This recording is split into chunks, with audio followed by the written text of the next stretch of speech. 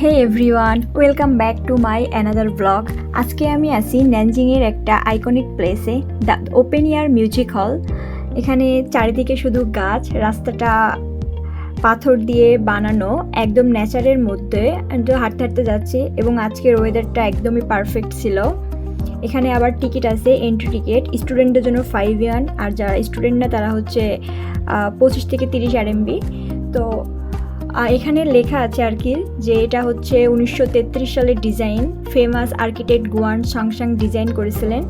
তো এখানে হচ্ছে যে বসার সিটগুলো আছে, এখানে প্রায় 3000-এর বেশি মানুষ একসাথে বসতে পারে।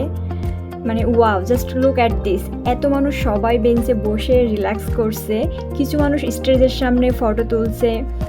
এখানে ফাউন্টেনও আছে স্টেজে, দেখুন পুরানো stone design but still so grand. পিছনে শুধু গাছ, একদম ন্যাচারাল ব্যাকড্রপ।